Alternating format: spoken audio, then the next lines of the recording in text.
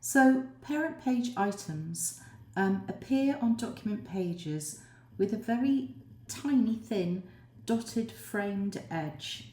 Okay, now this helps you to identify them as parent page items, and you can see here I'm on my parent page still. So I'm just going to zoom in on this little folio masthead, and you can see, because I'm on the parent page, when I click on it I can select it, and when I deselect it, I don't know if you can just see that very, very thin dotted line. Okay, so that tells you it's a parent page item. Now if we go to page 1 and have a look at this, in fact I'm going to go to page 3. So this is on page 3 and you can still see that dotted item. Now when I roll over this now, it doesn't highlight and I can't accidentally select it. Okay, now that's a good thing because it means that you can't inadvertently move around things that are supposed to be in a very specific place.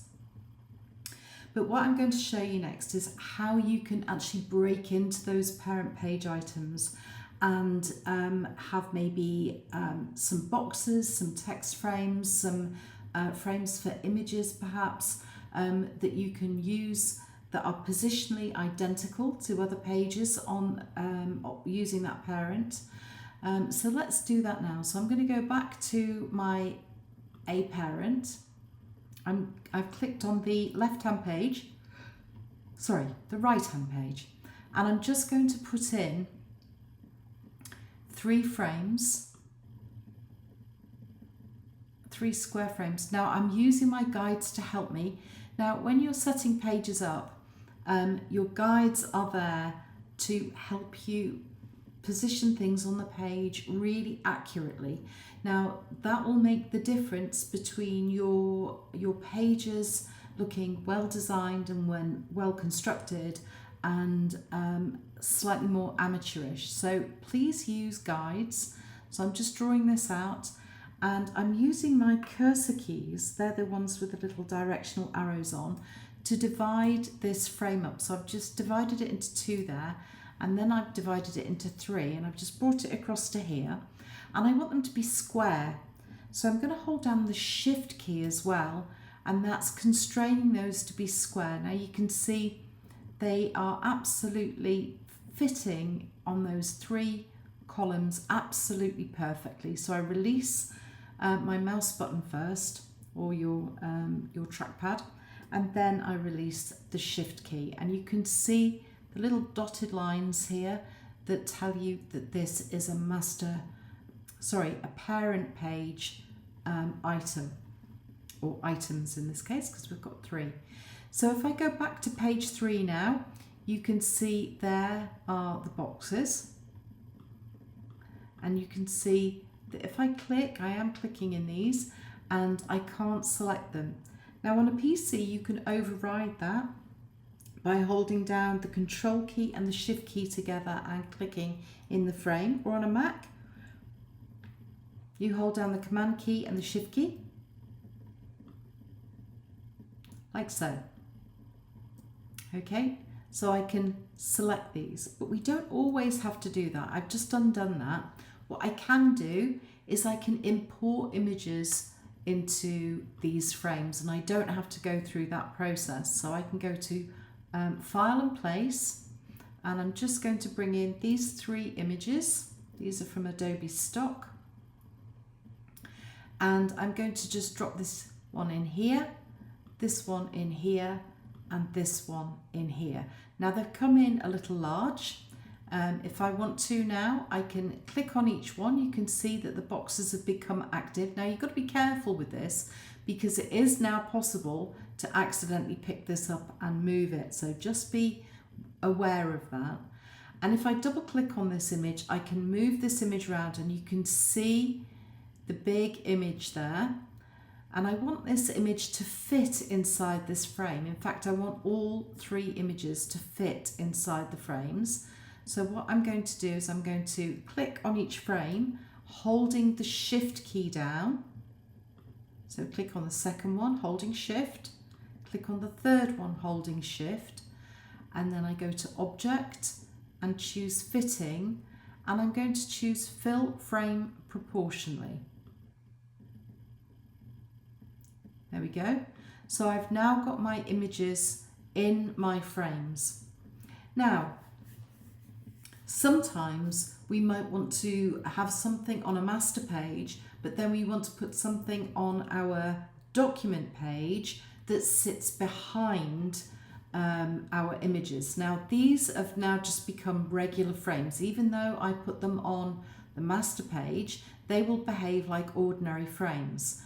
This, however, is still very much a master, a parent page item. So what I'm going to do is I'm going to just show you my layers panel, and you can see here my 3 images that I've just brought in, but you don't get to see on my layers panel this masthead, this little folio logo. So if I go back to my pages panel and go to my parent page instead, and then go to layers, you can see this looks entirely different. You can see the 2 mastheads, you can see the text frames there for the page numbers, and you can also see the 3 squares. Okay, so it says square, square, square. Okay, so how are we going to put things on our regular pages that sit behind our parent page items when they don't appear together? Well, it's really super simple. So let's have a little look at this. I'm just going to go back to my page 3, and what I'm going to do is I'm going to put a coloured block down the side of my page. So I'm going to use a frame, and I'm just going to, this was a print job, I'd be bleeding this off the page like by about 3 mil. I would have put bleed on here, but it doesn't really matter for this. So I'm just going to zoom in because you can see I've just missed, I haven't got snap on. There we are. So I've put this frame in, and I'm going to colour this. So I'm going to just fill this in with this cyan colour. I'm just going to make it a lighter tint, like so. And you can see, because I've put it on last, it's sat on top of all the other elements that I've got on my page. So what I can do is I can click on this and I can send it to the back. So I've just right clicked, I'm choosing arrange, and I'm going to send backward. Now you can use this keyboard shortcut. It's Command or Control and then the square parentheses. Okay, so it's gone back 1.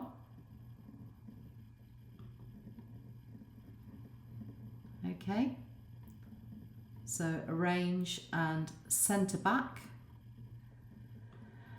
Okay, so that's sort of okay, but I've lost my masthead. Now that's because it's on my parent page. So in order to get this to sit behind elements that are on the parent page, I need to go to my layers panel and I need to make a new layer. Okay, so I can do this just by clicking this little icon down here where it says create new layer. Alternatively, you can come up here and choose new layer. There's always more than one way to do everything in Adobe software. So I'm going to just leave this called layer 2, and I'm going to pop it there. Now you can see at the moment layer 2 is sitting above layer 1. I'm going to put this rectangle on my layer 2 if I can. Just need to open it up.